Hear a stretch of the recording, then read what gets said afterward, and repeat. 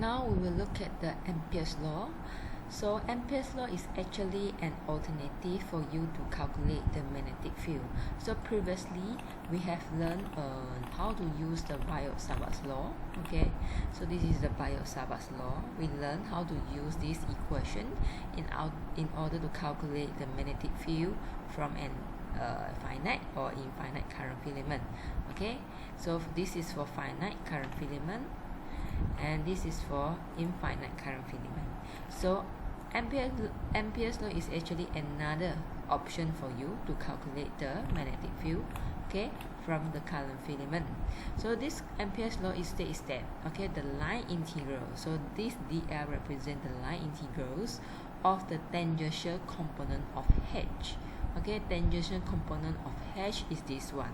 So this one, imagine you have a current here. So by using your right hands, you will know that this is the direction of the magnetic field. So the tangential of the magnetic field will be in these directions. Okay, this component around a closed path. Okay, so this is the closed path. Okay, it's the same as the net current enclosed by the path. So it means that if you integrate, okay, if you integrate the magnetic field, okay, this is the magnetic field H, okay, in these directions, okay, we respect to its length, okay, closed path, this is the length of the closed path, okay, you will be able to find the current which is enclosed by the path, right? This is the basic concept of the Ampere's law.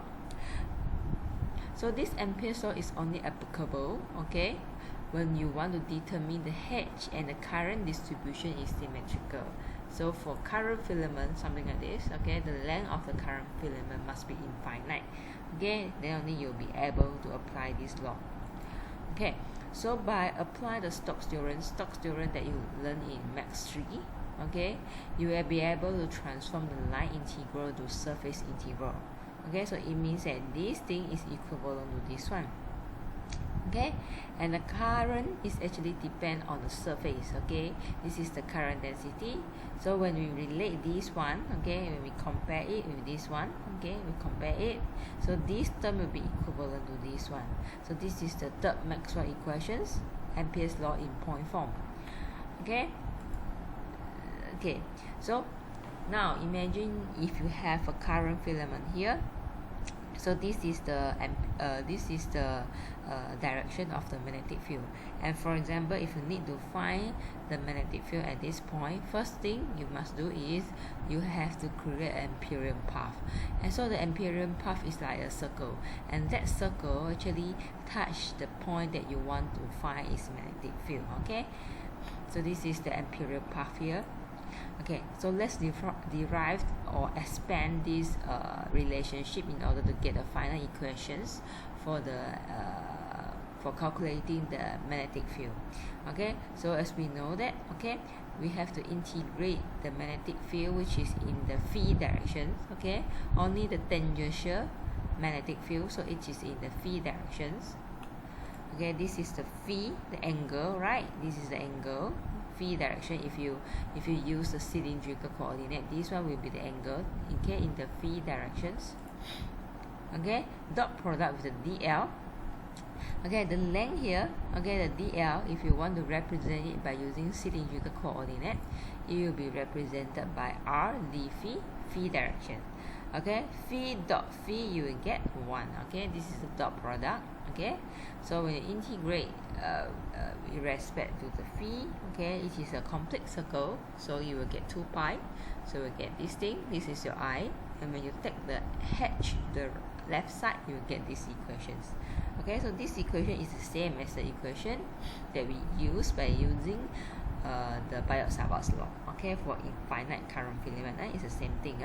So this is the equation that you can use for infinite line current. And now let's look at infinite sheet of current.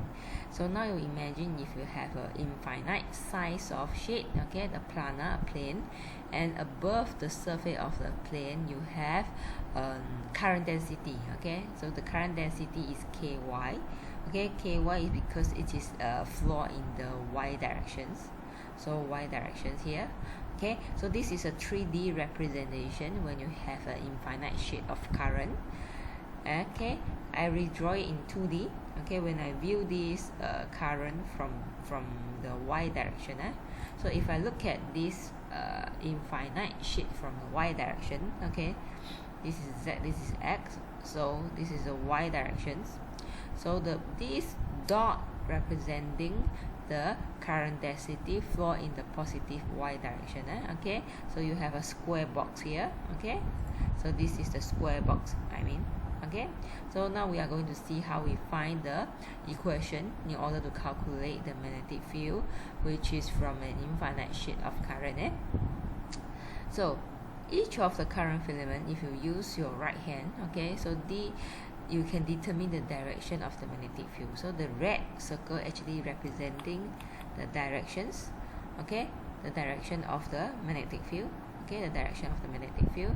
So as a result, okay, when you look at this section, okay, so for the side, actually they will be cancelled out because one is up, the other is down. Okay, so for the side they will be cancelled out, but for the top, okay, all is heading in the positive x direction for the upper part, and for the lower part, okay, they will be pointing in the negative x directions.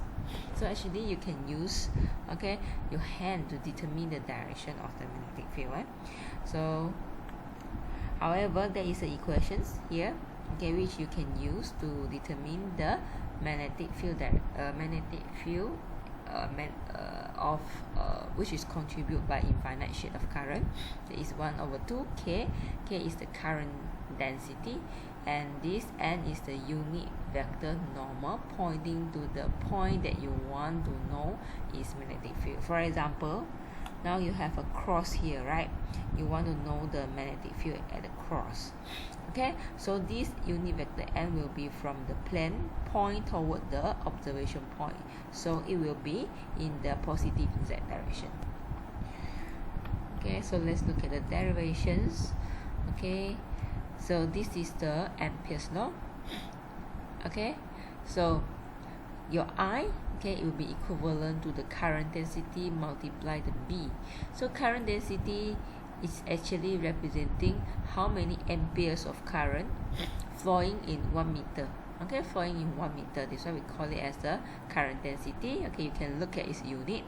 How many current, okay, in 1 meter. Okay, in 1 meter. Okay, so 1 meter. So let's say the size of the plane is B. Okay, so you will just multiply the K with the B. You will be able to know the current enclosed by the infinite sheet.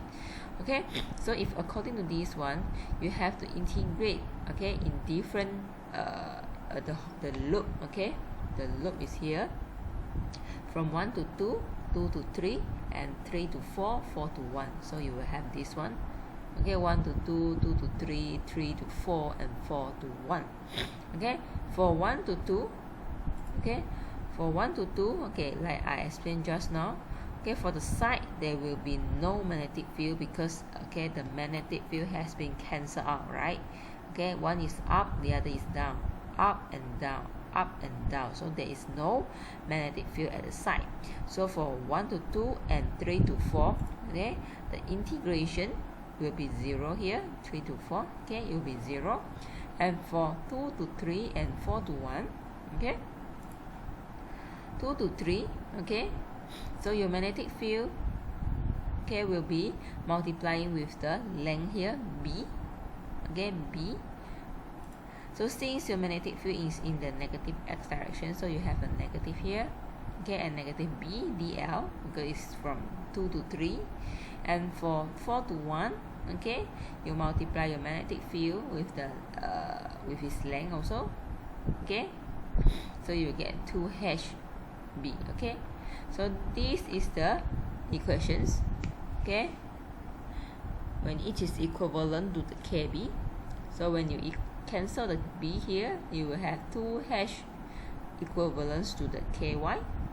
Okay, so there is a condition here. So the magnetic field, okay, it will be positive in the positive x direction when the z is greater than 0, like I mentioned here at this point.